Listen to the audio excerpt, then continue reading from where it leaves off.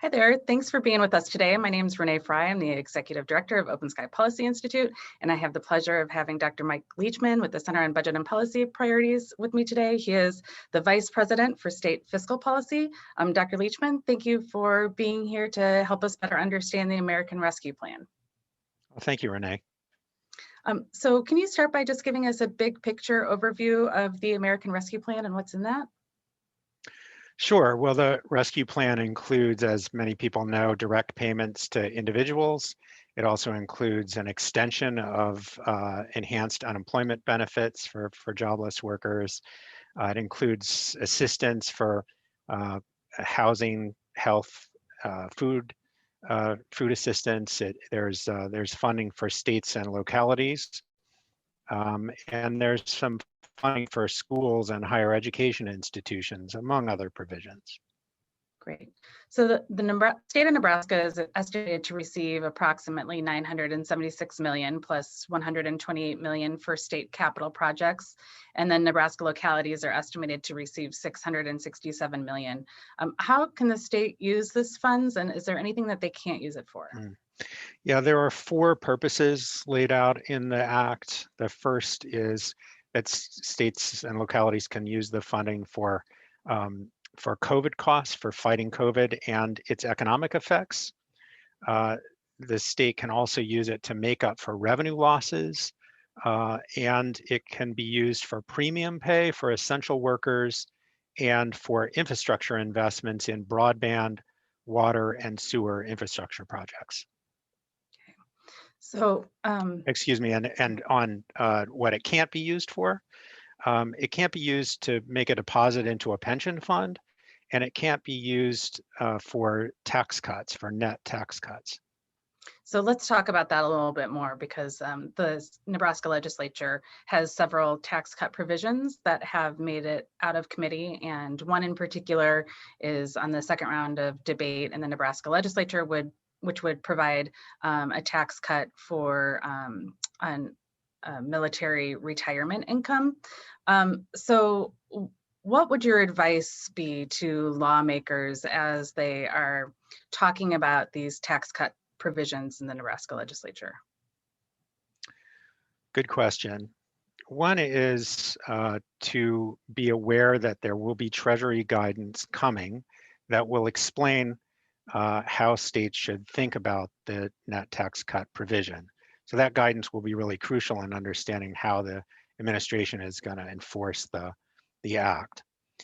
Second, I would say that if you want to help military retirees or other individuals who you feel like have been particularly hurt during the pandemic or that sort of thing, you can do that through a payment. I mean, as I mentioned, the Act says you can provide it to help fight COVID or its economic effects.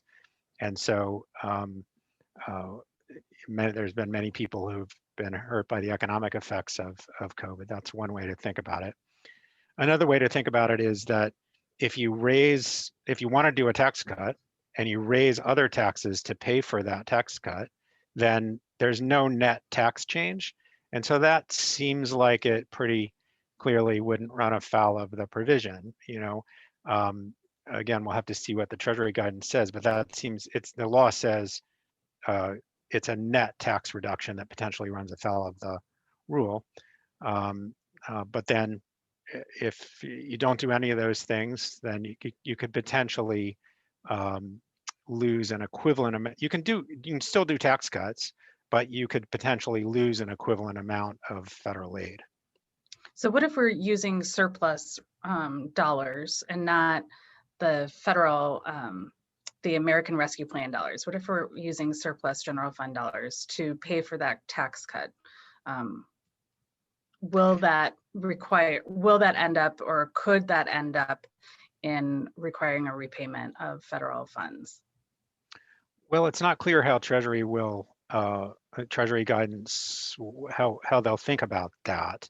The Act says that if a state passes a law that reduces state revenue on net, and it does that after March 3rd, until the federal aid has been expended, then you're subject to this provision that says they can recoup an equivalent amount of aid. Now, how exactly they interpret that, we'll have to see what Treasury guidance says.